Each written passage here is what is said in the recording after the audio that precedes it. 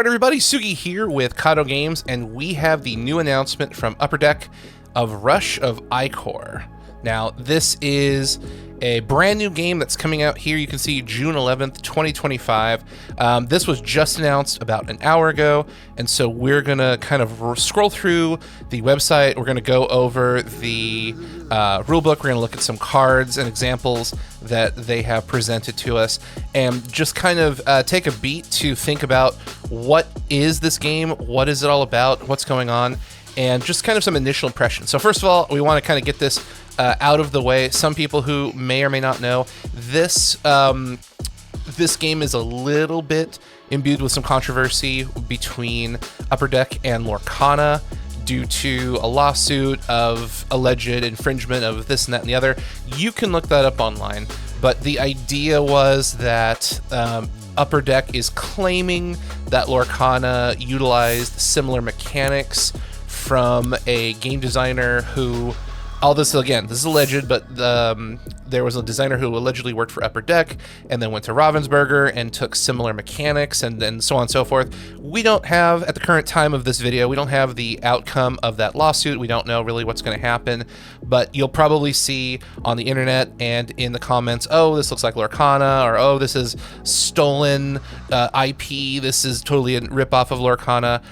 I don't think that's the case. I do agree there are similar mechanics, but these two games don't look and feel identical. So first of all, let's just get that out of the way. This is not supposed to be a comparison to Lorcana. We're just going to look at the card game as it is with the limited information we have within the last 60 minutes. So first of all, the big thing is you are trying to capture 15 Ikorr before your opponents do.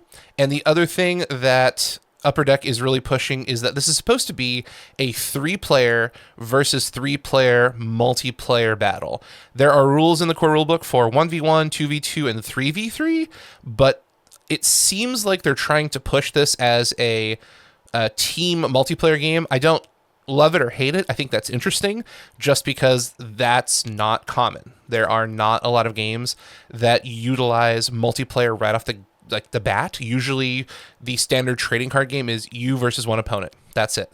And so we'll have to take that into account as we play, but the idea is like your decks and your cards interact with the person adjacent to you and across from you.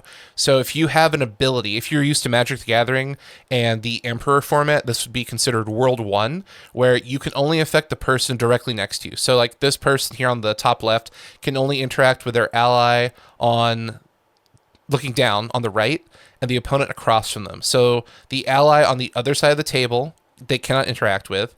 The person diagonally across from them, they can't interact with, and the opponent at the end of the table, they cannot interact with. So that's something that's pretty interesting. So you can affect an ally, you cannot affect all allies, and you can only affect the opponent directly across from you.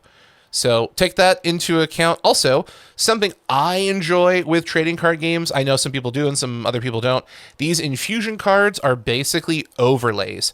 So you can see here on the right side of this infusion card example, the infusion card itself is color-coded and it's see-through. So you put it on top of a champion underneath, and it essentially enhances them with a special ability. So this blue card here says this champion has +2 health. So champions, monsters, creatures, whatever you want to call them, they're all pretty much exactly the same. They have an attack value and they have a health value. So this creature here, this champion is a 1/4. So we'll kind of zoom in. So on the bottom left-hand side, you can see the champion has a 1 on the left side, and on the right, there's a little 4 with a little health droplet. So it's a 1/4 champ with this infusion card. Now it's a 1/6. So you can use these abilities to do all kinds of stuff. Here, we'll zoom in. So you can put an infusion on like summon, look at the top card of a target player's deck. You may put it on the bottom of that player's deck. So it gives you all kinds of ways to change the card text on your champs without having to errata them. You can, over time, make champions that might be mediocre better with certain infusions. This is a very interesting effect that allows you to take cards that may or may not be meta viable and turn them meta viable, or just make the stuff in your deck even more efficient. I find it really, really interesting. So I don't know if this is a good thing or a bad thing, but I know it's a fun thing. And I think we'll be able to kind of parse through that here as we go. So let's go to the rulebook and just kind of go through how this game works. And we'll ignore all that stuff. So here we go. Game overview. You're a powerful avatar. In 3v3, you're trying to secure 15 Ikorr. So here's how the deck works. You must have... Let's scroll in here a little bit. So you must have one avatar. So this is a leader-based game. Your avatar is going to have 2 colors on it. So here we can kind of show you. Here is Amaterasu on the top left. So she's going to have green and purple, black. I don't really know what the colors are exactly, but it looks like green, black. And then you have a ability you can activate once per turn. So you pay 2 resources, do this thing. And then Rush is an interesting mechanic, which we'll get into a little bit later. But essentially you can sacrifice the Ikorr, what's the word I'm looking for? The resource you need to win the game to do a once per game special ability. So this is something I've always been interested in with other games where normally, so again, Lorcana is a great example. It's a base race to a certain victory point threshold. You don't get to do anything with the lore. Once you've, quest for lore, it's like locked in unless a card steals it from you. In Rush of Ikorr, you can actually use your WinCon resource as a resource to do special abilities on your avatar. So obviously it needs to be really important because 3 out of 15 is a significant amount, but it gives you the opportunity to utilize another resource in the game. So you have your cards, your deck, your graveyard, your champions, locations, spells, your resources, and then on top of that, your Ikorr. So that's very cool. All right. Decks are 40 cards containing a combination of champions, locations, spells with an aspect matching your avatar or without an aspect. So going back to the cards, if you play Amaterasu, you can play green-black and then neutral. So up here in the top right, so for example, we'll zoom in here here's a card. So here's the Dragon, the Fabled Champion. So you can see here on the right, this is a black card. I'm slightly colorblind, so I can't tell that. I think that's black because this looks purple to me. Anywho, so the cost of all the cards is neutral. There isn't, as of right now, we can't tell, but the rules don't state that resources are color-coded like Magic the Gathering. So you just pay 8 resources.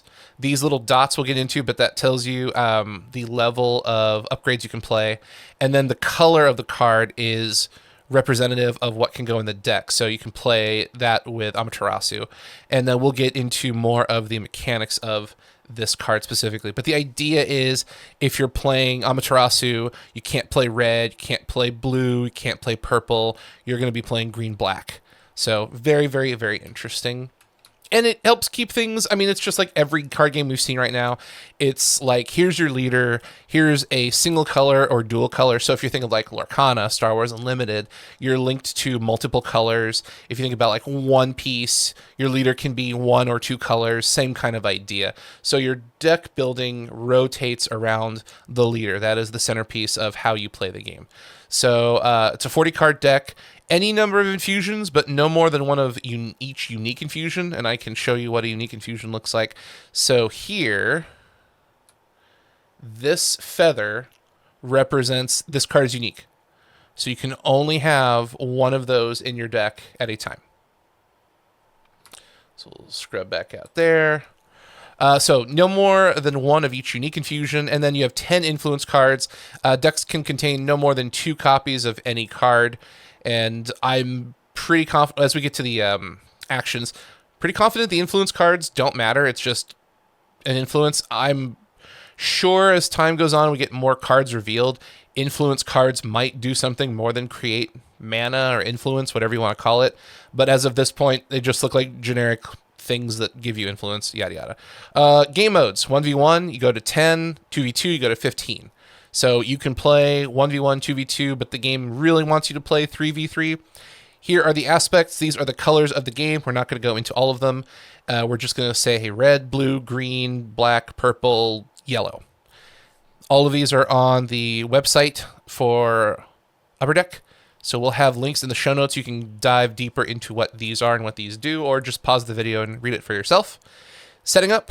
This looks pretty standard to the average card game. So, here's deck, discard pile, pool tokens. Here are your resources that create influence, blah, blah, blah. So, randomly select which person goes first. Flip a coin, answer trivia, whatever you want to do. Place your avatar and deck face down in your designated area. Draw 5 cards. Then you can choose to shuffle any number of cards from your hand into your deck and draw that many cards. So it's the French mulligan from Magic the Gathering. You get to keep what you want, get rid of what you don't, and then reshuffle. Super, super good. Very, very, very consistent. This gives players a lot of control in the early game. This, again, mirrors Lorcana, so, not surprising. We will probably see some mechanics that look very familiar. And then both teams simultaneously reveal their avatar. Shocking.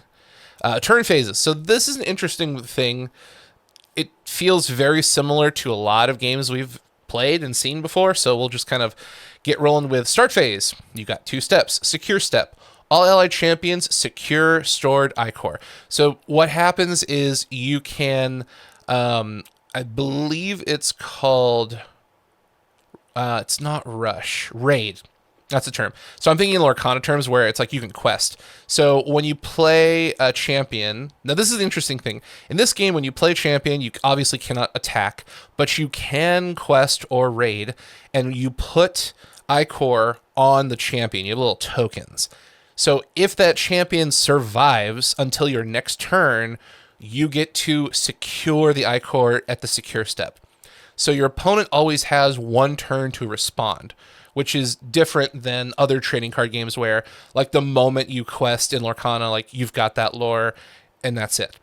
So you actually have to protect your bodies in order to secure what you've done in the prior turn. Influence step, you refresh exerted influence and gain 1 influence, max 10. So there is a deck of 10 cards, so you don't have to actually produce a resource from your hand. So if you think about Lorcana, if you think about Star Wars Unlimited, you have cards in your hand. In Lorcana, you can ink a card. In Star Wars Unlimited, you can take anything and turn it into a resource. This is going to be a lot closer to Hearthstone or One Piece, where there is a separate deck. Force of Will fans, you might remember, for those of you old heads. But there is a separate deck that creates resources. So your main deck, those 40 cards, is not watered down with, in Pokemon, you'd have energy. In Magic, you would have land. So you're constantly trying to balance your deck in other trading card games where I need to draw land, I need to draw an inkable card, I need to draw something. So the cool thing about Rush of Ikorr is your deck is full of stuff you're going to play, and your influence deck is just the resources you're going to use to cast spells, play abilities, play champions, pay for costs. I like that a lot. For most people, this probably isn't a big deal because trading card games are just so synonymous with using cards from your hand as a resource, but I like games that have a separate deck because you don't have to micromanage your deck construction with ratios of land or ratios of energy or whatever. You can just kind of play the game the way you want to play it. Draw phase, really simple. You draw a card from your deck. The terminology, the templating you're going to see here is all allied players. So because this game is assuming you're playing a 3v3 with teammates, all allied players means you and all of your buddies on your team are going to draw a card from the deck. Then you move on to action phase. All allied players, you and your teammates, you can play cards. Activate avatar abilities, rush abilities, which are those special game, those game bending abilities on your avatars.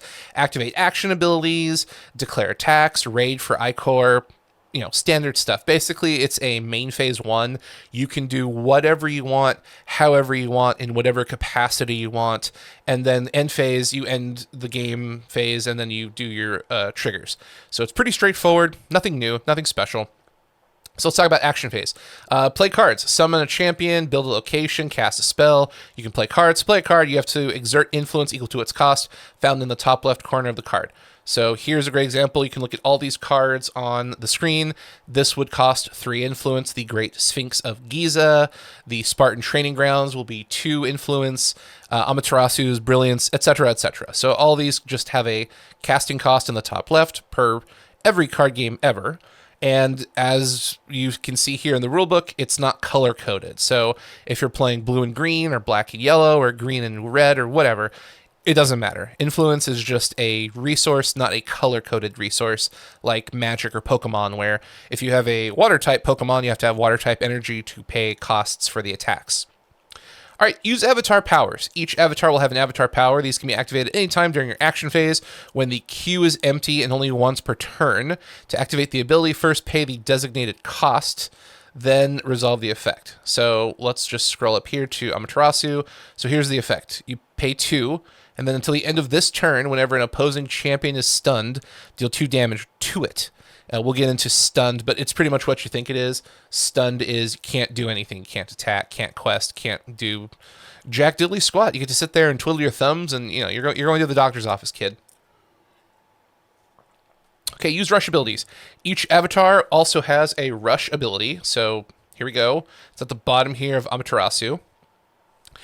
These can be activated anytime during your action phase when the queue is empty, and only once per game. So again, rush abilities are once per game, supposed to be super powerful effects. Since we don't know everything about the game, we're just kind of taking it at face value. But to activate this ability, you must destroy secured Ikorr equal to the number following the rush then effect. So you have to blow up 3 of your potential 15 victory points. And then here's an ability that says, search your hand, your deck, or your graveyard, aka your discard pile, for a location and play it. So that's not bad. You can just play a card from your hand, you can tutor out something from your deck, or reanimate something from your graveyard. I ain't mad at that. Activate action abilities. The champions and locations sometimes have an action ability. These abilities can be activated anytime during your action phase while you have priority, and only once during your turn. So this is pretty standard to every game you've ever seen. Basically, it's your turn, it's your main phase, take as many actions, do whatever you want. So unless your opponent is doing something or there's some kind of triggered ability that's resolving, you just kind of do actions in whatever order you want. So this action right here says action, you would pay 2 influence, colon, so this is the cost, this is the timing. So action is the timing, the 2 is the cost, and then the resolution is deal 1 damage to a champion. So you can target your champion, their champion, any champion, and for 2 resources, deal damage. Super easy. To activate this ability, you must declare the activation, pay additional cost, then resolve the effect. Cool. Attack with champions. This is pretty much what we said before. Attack is on the left, health is on the right. Something interesting here, it doesn't seem, based on the codices and vernacular in the game, that you tap, air quotes, rotate, tap, exhaust, exert, whatever term you want to use. It doesn't seem like cards go sideways in this game. You just do whatever you say you're going to do. So attack with champions, you can't attack the turn you are summoned unless you have haste. Champions have an attack and health value in the bottom left corner. Attack determines how much damage you do, and then health determines how much damage you take before you die. Standard stuff from every single card game. Here's what's interesting. You may declare an attack anytime during your action phase while you have priority, so it's your turn and there's nothing being resolved, or you're not in the middle of resolving an ability or an effect. To declare an attack, choose a champion of yours, an opposing champion within targeted range, and then 2 champions strike and deal damage to each other. So, going back to this example, targeted range is a term where you, say you're this top left player, your targeted range is world 1 of the ally next to you and the opponent across from you. So you can attack the person across from you, and you can attack actually, I don't know. Can you attack the person next to you?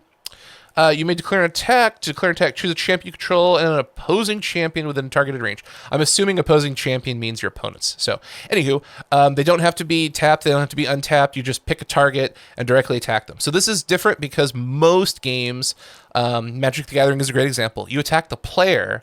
The player chooses if they're going to block. Now, again, just like Lorcana, you can choose your attack targets, and then they deal the damage accordingly, so on and so forth. Same thing with Star Wars Unlimited, etc., etc. So, nothing new here. Raid with champions. This is the core mechanic of Rush of Ikorr, so it's very similar to Lorcana. So, there are a few minor differences, and I think that makes this game very interesting because of how you have to parse the math and the way the game is gonna resolve. So first of all, champions can raid for Ikorr during the turn they're summoned. So you can immediately slap a champion down and then raid, and then you would put, so the number of red crystals is the number of Ikorr you put on the card. So most champions have a raid value in the bottom right corner of the card. This value is determined by the number of Ikorr symbols found there. If no symbols are there, that champion can't raid. Super straightforward. You may declare a raid anytime during your action phase while you have priority. To declare a raid, choose the raiding champion, store Ikorr on that champion equal to their raid value, track with tokens or dice. Champions can attack or raid once per turn. That's important. Can't do both. Now, going back to the top of the game structure, so you don't actually get that Ikorr on your champions until the start of the next turn. So unlike Disney Lorcana, where the moment you quest, you've instantly got 1, 2 lore, you have to quest, or I'm sorry, you have to raid, and then you have to keep that champion alive, and then on the next turn you get the Ikorr. So although 15 Ikorr sounds low, there's going to be interactions where you can attack and kill champions, you can use spells and abilities to kill champions. So that Ikorr sitting on those cards is not safe until you score it, which reminds me a lot of Fantasy Flight Games and Keyforge. There was a similar interaction where you could quest for Keyforge chunks, shards and things, but you didn't score them until a future turn. So your opponent had an opportunity to stop you. They're staring down the barrel of the gun, looking at, okay, my opponent has 8 Ikorr on 3 different champions, but I've got some spells that can remove 2 of them. So really, they're only going to get 2 this turn, not nearly as scary. So I do like this mechanic. I'm interested to see how much removal is in the game, because if there's too much removal, then we're going to have a problem of players. What's what I'm looking for? Players are going to have a field where they're going to have a bunch of Ikorr stored on their champions. Then their opponent will take their turn, wipe out their board, and that feels bad because you've done all this work, got nothing. Then you try it again, and then removal hits, and you're just kind of slow rolling to 15, and that kind of feels bad as a player. It's very slow and it's very arduous. So I like this idea, but I want to make sure that there's not so much removal that this game is incredibly boring. That's important. Okay, card types, avatars, we talked about this. This is your leader. You got your aspect icon, so this leader here has blue and yellow. Here's your avatar ability, here's your rush ability, here's your card type, loyalty in the middle, and we can show you Amaterasu here. So we'll just kind of scrub in a little bit. Oops. So same thing, green, black, avatar, Japanese, Amaterasu, Sky's Light. Here's your avatar ability, pay 2, do a thing, rush 3, do a different thing. Very straightforward. And there's a video that has more of these cards we're going to kind of go through and talk about. Champions and Fabled Champions. Really simple. Champions are infinite. You can have as many on the field as you want. Well, correction. You can have 6 of these things. Fabled Champions are interesting, and we'll get to that here in a second. So you can only summon a champion by paying their cost, which is in the top left. You may only control 6 champions on the battlefield at any time. You cannot attempt to summon another champion if you are at the limit. So you can't have white weenies flooding the board with 200 million 1/1s, and then you have some pump spell that makes them 10/10s, and you just instantly lose the game. Very fascinating. There is a limit built into the game. Champions can be placed in any position when being summoned, but cannot be moved once they are placed. We don't know what that means. We don't know what positions are. We don't know what placements are yet, which means there's more information coming soon. Champions cannot attack the turn they're summoned. Duh. However, champions can raid the turn they're summoned. Okay. You cannot attack and raid with the same champion during the same turn. Great. Champions also can have the Fable trait. This is what's interesting. This is similar to the legendary rule from Magic the Gathering way back in the day, like the original legendary rule, kind of. So champions have the Fable trait. You may only control one Fable champion with the same name at a time. No player can attempt to summon a Fable champion to your battlefield with the same name as a Fable champion you control. So for example, let's go down to this this dragon yokai. Scrub in here. So this thing here is a Fable champion. If it's on your battlefield, it can only be the one. You can't have 2 Fable champions. And I believe in the rule book, you cannot attempt to summon it. Yeah, so no player can attempt to summon a Fabled Champ to your battlefield with the same name as a Fabled Champ you control. So unlike current Magic, where you could summon a second one to replace the damaged original, once this is on the board, until it's off the board, it's just stuck there. So it's pretty interesting. You basically, it feels like this is a great way to gatekeep powerful cards, so people can't play an 8 cost, do a bunch of stuff, it gets damaged, then they play a second one to essentially overwrite the original one, and now they have a fresh body with an insane ability. And yeah, that's kind of good that Fabled Champions not only are powerful, but you can't consistently cycle through them over and over and over again because the rules of the game allow you to do such a thing. Okay, locations and fabled locations. So you can build iconic locations. You can play location into your location slot by paying its cost. You can only have one location slot on your battlefield. However, some abilities may allow you to play additional locations into your champion slots. If you wish to play a location while you already control one in your location slot, you may send the one in your location slot to the discard and play the new location paying its cost as normal. So pretty straightforward. You can have one in the dedicated location slot, but there are cards that say, hey, you can play locations in the same place you have champions, which is great. And then locations can also have the Fable trait. You can only have one Fabled location with the same card in, same thing as the time. So let's take a look at this card here. All right, so it's 3 cost. It's in blue, Great Pyramid, Fabled Location, Egyptian. When a champion you control leaves the battlefield, now this one is kind of crazy. I like this one a lot. Store all Ikorr held by that champion on this location. Action, secure 1 Ikorr from this location. So this reminds me a lot. This goes back to Keyforge a lot. So we talked earlier about how champions are going to have Ikorr on them, and then they die, and you lose all the Ikorr. What do? Locations like this are the answer to that problem. Basically, they become a bank where if your champion dies, you don't lose all that Ikorr. It goes on to the pyramid, and then during your turn, once per turn, you can spend an action and secure an Ikorr from this. So if a champion dies with 3 Ikorr, in 3 turns, you could essentially get that back, unless there's a way to destroy this location, which I'm sure there will be in future sets, or maybe even in this set. I think we've seen like 16, 20 cards. But the idea is this kind of helps prevent that feel-bad moment of, oh, I had all of these champions with all this Ikorr, and my opponent plays, maybe like a Wrath of God board wipe, and it's all gone.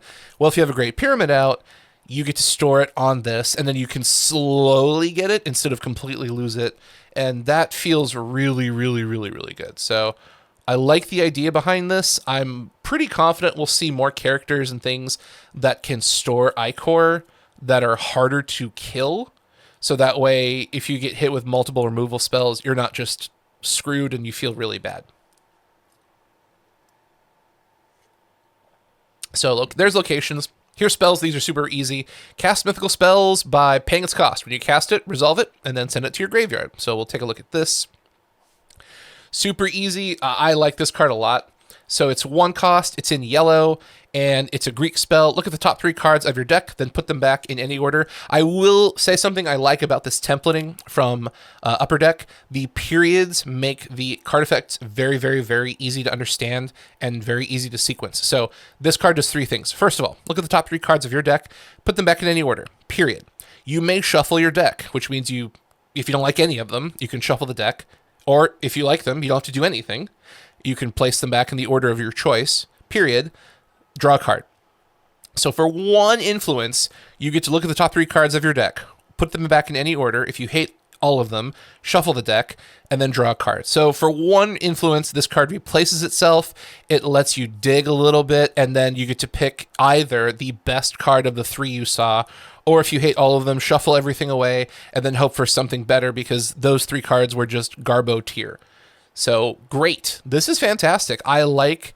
This is a low-cost card. It lets you dig. It lets you find like anything you need within that top 3. If you just can't find anything, you still have the option to shuffle. A lot of games would say, hey, you have to pick one of these 3. If you don't like it, tough, you just have to take one. This card says you get to kind of pick either randomly drawing a card or picking one of the best of 3 cards you've seen. So very, very, very fun. All right, infusions. This is the interesting thing that I really like. So we talked about this earlier. So they grant champions additional abilities. These abilities work as if they were printed on the card itself. Infusions can be added to any champion with an infusion allowance value. Now, this is where things are going to get kind of interesting. The infusion requirement on the infusion spell must be equal to or less than the infusion allowance on the champion. So here, let's look at this image. So the infusion requirement is 2. Let's look at a card here in the spoilers. Okay, here's a great example. So let's look at Anubis. This card has an 8 cost, no little dots. To the left of it is a Wandering Tengu. It's a 3 cost and it has 2 dots. So Anubis cannot use any kind of upgrade. They can't use these infusions because this infusion requirement, you need 2 dots or more. So if you have 2, 3, 4, 5 dots. But this Wandering Tengu can get the infusion because it has the 2 dots here on the side. Let's see if there's anything else here. Okay, like this one, this has 3 dots. This one has 2 dots. This champ has 2 dots. This champ has 2 dots. So basically all of these champions here in this spoiler article can play this infusion. Then you have the infusion name of, the card. Here's the ability. So death. When the card with this infusion dies, you get to draw a card. And then there's an icon. Super, super easy. Super straightforward. Let's look at the rule book here. Open up this example. So here's another great example. This card, the Gladiator, it's a 4-cost card. The champion itself has the 2 dots, the infusion allowance, and then the card itself, the blue infusion on the right side, has the infusion requirement. So it's 2 as a requirement. As long as the champion has 2 or more, you can play the card. Same kind of thing. You have death, draw card, and then the champion itself underneath this see-through infusion has the quick strike ability, which is first strike in magic terms, so they attack first, and then if the opponent lives, then they take damage. And then they have an action ability for 2 influence. They can deal damage to a champion of choice. So very, very simple, but very unique because we don't see overlay cards frequently. Usually in card games, you'll see like an upgrade or a shift or an evolution or a morph or something. So Rush of Ikorr essentially is doing 2 card combos where you have the baseline champion and then the upgrade physically goes on top. So visually, it's going to be really interesting. Mechanically, I'm not sure what's going to happen because, like, if you're playing with sleeves, this is my only trepidation. Sleeved cards are going to be really annoying because, like, do you pull the infusion out of the sleeve to put it on top of the champion? You're not going to want to play with clear sleeves because you will very visually easily see, oh, hey, this infusion is clear, and then the back of my champion has a card back, so you can kind of stack your deck and see exactly what's going to come up. So you have to have sleeves for tournament play, but then infusions are see-through. I don't know. We'll see. Do not, you can't play decks not sleeved, because again, you'll be able to see, here's an infusion versus, a champion or a spell or location coming up in the deck. So mechanically, it's a cool factor. Fundamentally, like in real life, I guess you have to rip the card out of the sleeve, and then when both things are defeated and die, you have to re-sleeve the infusion. I don't know. This is going to be tricky. And then here's the unique icon moving forward. There's that little branch that showcases, or feathers, that you can only have 1 copy of a unique infusion in your deck, which means they're probably going to be kind of nutty. Okay, card abilities. We're not going to go through all of these because there's a ton of terminology. We've just kind of gone through the fundamentals, but here are activated abilities. So you can do avatar, rush abilities, and action. Triggered abilities, here's how they work. Attack, when the champion takes the attack action. Death, when you die. End of turn. Raid, when you raid. Secure, when you secure Ikorr. Summon is when you are played to the battlefield. Passives just are on, just like everything else. And then abilities that target. So we talked about this a little earlier, but I want to reinforce this idea. Some card abilities may require a designated target. When an ability requires a target, the controller of that ability chooses the designated recipient of that ability. In this example, you are required to target a player. You can only target players, champions, or locations in a targetable range. They must either be the opposing player directly across from you or the allied players adjacent to you. So the player in the middle, this is what's interesting. In terms of deck building and construction, this feels a lot like the Emperor format for Magic the Gathering, because the players in the middle have the widest range of influence. They can affect the person across from them and the two allies adjacent to them. Either player on the corner of the match can only influence the ally in the middle or the opponent adjacent from them. So it's not uncommon to see in Emperor, the person in the middle is going to have this fun support deck where they're going to have, champions and characters to attack and block, but a lot of their spells and abilities are going to say, target a player, target an ally, do a thing, like targeted ally draws a card, or targeted ally heals a character, or targeted ally gets to attack twice, or something. So the cool thing about Rush of Ikorr is if the 3v3 format takes off, you're going to probably see some interesting deck compositions where in 1v1, you're just trying to play the most efficient, fastest, dangerous, most powerful cards in a given set. In 3v3, you're trying to find an interesting synergy because the team needs to hit 15 Ikorr. So the one player in the middle doesn't have to contribute 15. It's all three players having to contribute 15. So if the player in the middle doesn't contribute anything, but the two players on the left and right contribute, 7 and 8 or whatever combination you want to do, then the player in the middle, they can just be a support class and they can let people draw faster, feel stronger, heal their stuff. They can use their spells to deal damage to other stuff through their allies. It's a really interesting mechanic in how your cards can affect allies, which then hinder opponents across from them. So fascinating stuff. I'm really interested to see what happens here in this game. Drawing cards, if you deck out, super easy. You don't auto lose, thank God. If you must draw while you have no cards in your deck, the opposing team automatically secures an Ikorr. So this goes straight into their pool towards 15. This triggers for each allied player who cannot draw a card. So if it's your turn and 2 of you are decked out, the opponents automatically score 2 out of the 15 Ikorr they need to win. So don't deck out. All right, golden rules. Can't beats can. Whenever a card ability or effect states something can be done, happens or directs that thing to happen, but another card ability effect states you can't, the can't will take precedence, and then card text always takes precedence over game rules. We are not going to go through the glossary right now. There's just way too much stuff. Again, turn phases, as we've gone through the rule book, it's super simple. 2 steps. Secure all of your Ikorr. Champion, secure the Ikorr that's on the card. Influence step. Refresh exerted influence and gain 1 influence, maximum of 10. That's your mana. Draw phase. All you and your teammates draw a card. Actions. It's a main phase 1. Do whatever you want. And then you end your turn. Super easy. All right. So now that we know that, let's kind of go through some of these preview cards. Not all of them. That would take way too long, and I don't want to have too long of a video, but let's see here. Here are the champions. So we talked about Amaterasu, green, black. So here's Isis from Egypt, red and blue. 2 mana until the end of this turn. You may play locations in the champion zone. So this goes back to what we were seeing earlier, where you can only have 1 location in the location zone, but for 2, you can keep playing them in the champion zone. So I'm assuming Egypt is very location heavy, which would make sense since the Great Pyramids were a location. And then Rush 3, this is what we saw earlier. For 3 Ikorr, search your hand, deck, or graveyard for a location, play it. Super fun. Very location. Ooh, location heavy might be my jam. All right, here we go. I have no idea how to say this. Lady Rainbow, is that Ix? Anyways, blue, yellow, Mayan, 2 cost, avatar ability. The next time you cast a spell this turn, add it to your hand after it resolves instead of placing it in the graveyard. That is really nice. It does add a 2 influence tax to all of your spells, but if they're 1 cost like that one we looked at earlier, you can pay 3 and play it.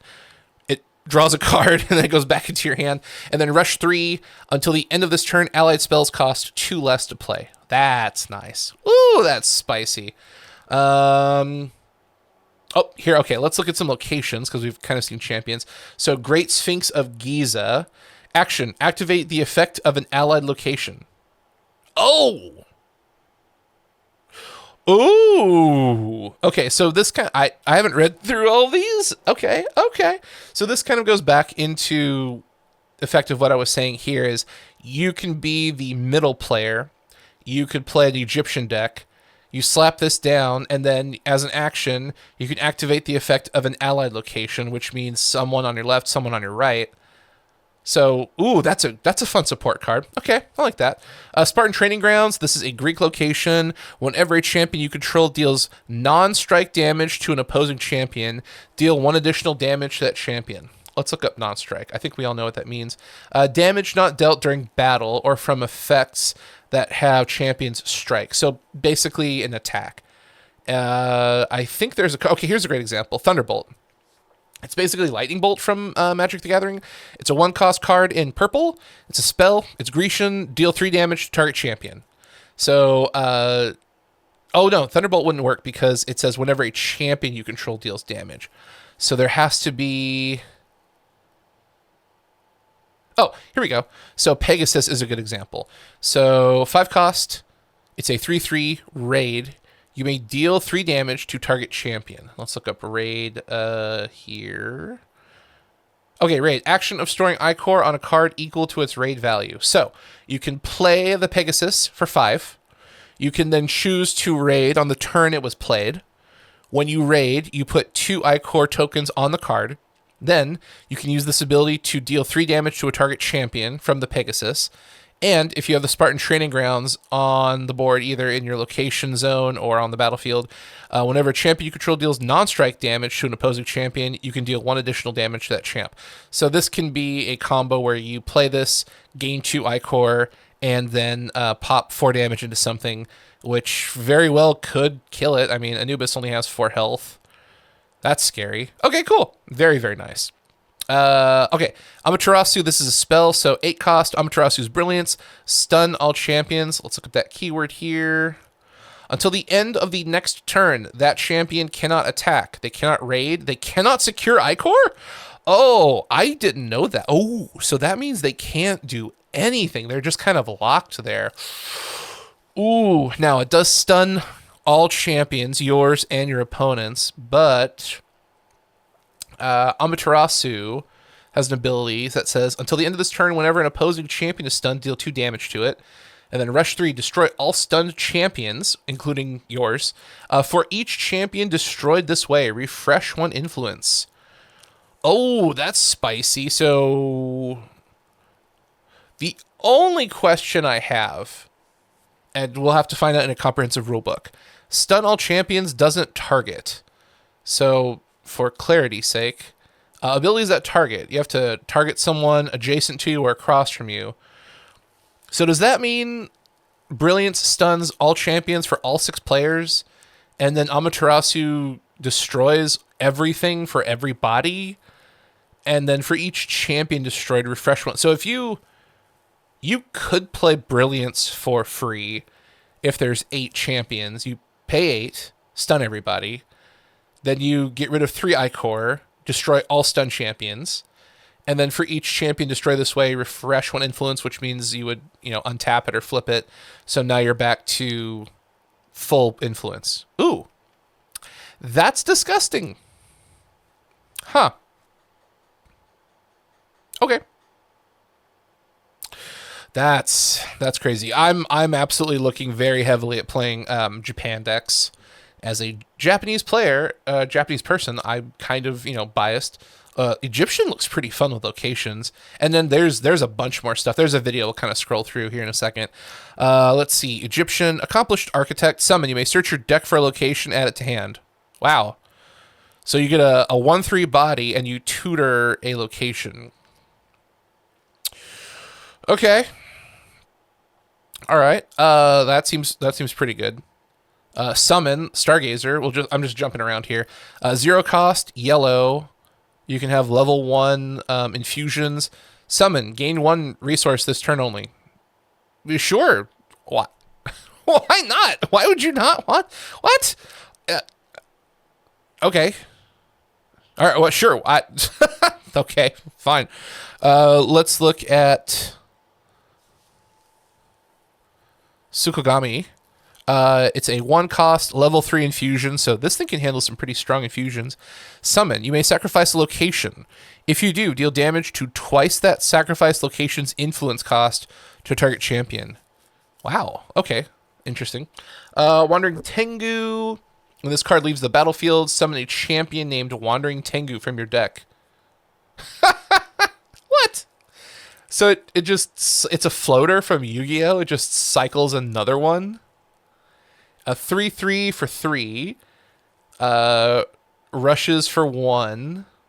Or raids for 1. Yeah. Level 2 infusion, not bad. I'm liking this this dragon yokai. So it's an 8/8 summon. Choose any number of champions with total influence cost of 8 or less and stun them. And then if you need to, you can just pop Amaterasu and blow him up. Also, he raids for 3, which can pay the cost of the champion rush ability. Gross. It's an 8/8 for 8. No infusions. That's okay.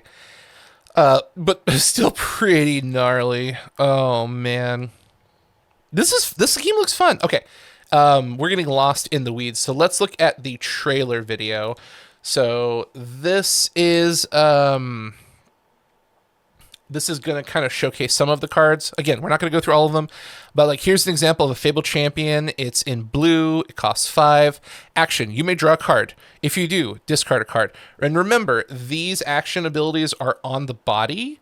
So this thing, as long as it's not dead, once per turn, you can draw a card and then discard the worst card in your hand. So this is pretty fun. Rushes or raids for 2, 5/5. I ain't mad at that. All right, moving forward. Here's Mayans. So here's the Jaguar Champion in red. 5 cost. So I believe Swift is haste. Quick Strike means first strike. Actually, here we can look. Swift may attack the turn it was summoned. Yeah, so that's pretty straightforward stuff. So you pay 5. This can immediately attack. It attacks first, so it's a 3/5. And then if it kills something with 3 or less health, it doesn't take damage back.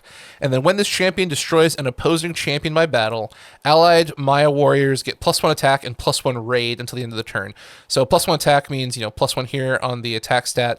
But +1 raid means you get to, raid for an extra crystal, I guess is what they're called. So we've seen this before in other games, but that's a pretty nice effect. Here's Greek. We talked about the Pegasus earlier.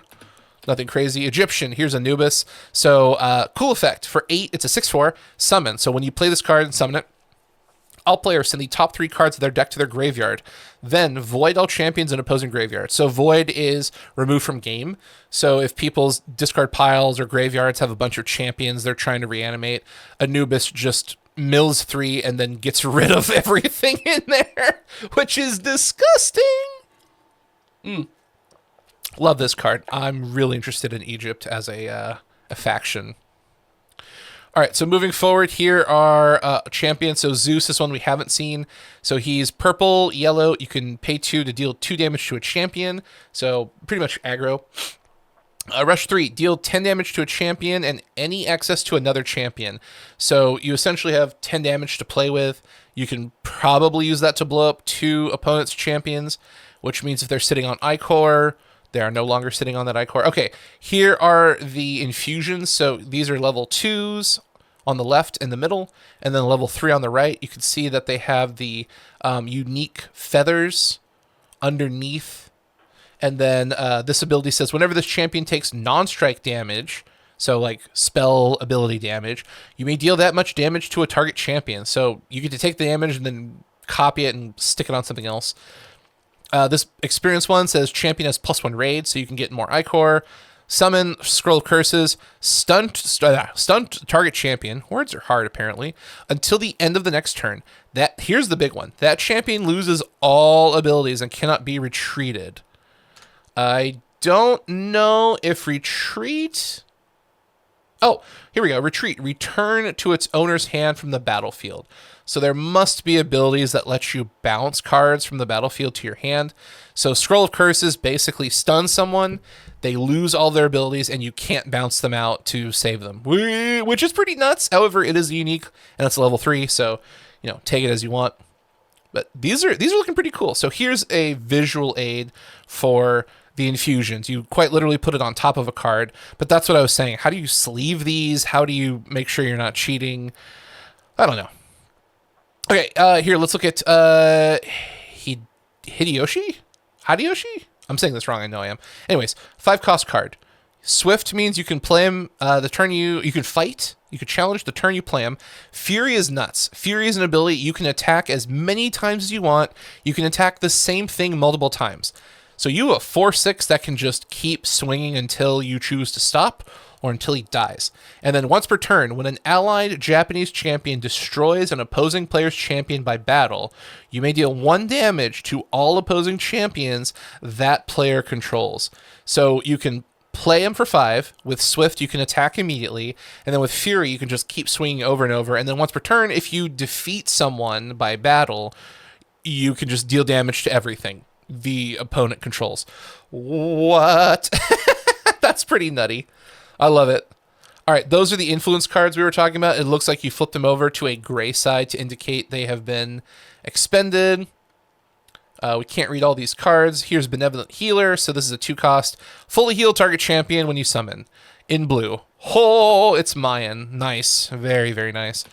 Here's another one. The Fabled Location Mayan 4-cost. Action. Shuffle a card from your graveyard into your deck. Draw a card. So this helps you just keep aggressively drawing cards, and you can put the best cards that have been defeated, destroyed, gotten rid of back into your deck, shuffle and draw. So you could draw the thing you just put back into the deck. Really fun. Here's Typhoon. Okay, so this is a blue Japanese spell for 6. Each player chooses a champion they control with the greatest attack, then retreat all other champions. So this bounces everything else back into people's hands. This is pretty gnarly. Here's Zeus. So this is explaining how you can pay 2 to deal damage, or you can use the Rush ability to do a once per game special ability. Here's a bunch of artwork. I think that's it for the card previews. Yeah, so there's booster box, there's starter decks, here's examples of the cards, there's tokens, yada, yada, yada. It's depicted for, demonstration purposes, etc., etc. So that's the nuts and bolts. I don't want this video to go over an hour, so we're going to kind of wrap it up here.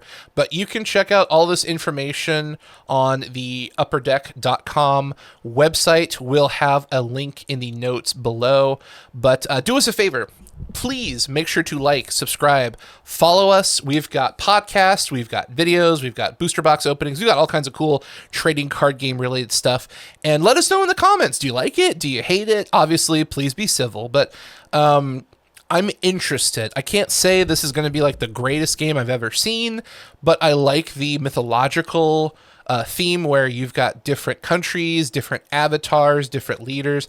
I'm very interested to see how the teamwork aspect plays out, because if the game is really well designed around helping allies and defeating opponents, this will be fun. If this is just a 1v1 style game that's being disguised as a 3v3, and then we find out, oh yeah, no one's playing 3v3, it's just tournaments of 1v1,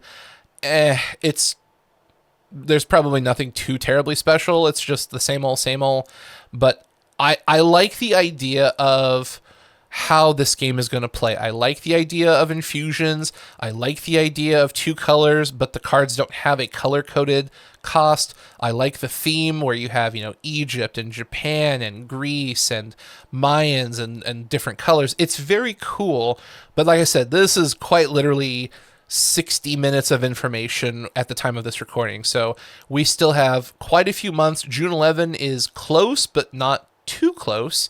So Upper Deck, please give us some more cards, give us some more comprehensive rules, help us understand how some of these things work so that we can make a determination if we want to buy in when it comes out, or just, look at it from a stand away far viewpoint, because there's there's a lot of trading card games. I think someone said there's 10 new trading card games coming out in 2025. So not only is the market already flooded with established card games, but adding 10 new games in is an insane amount. Because I mean, I can think of like Project K from Riot, the Gundam TCG from Bandai. You've got Rush of Ikorr from Upper Deck. You've got MetaZoo coming back. Like there's some big heavy hitters people are really excited about.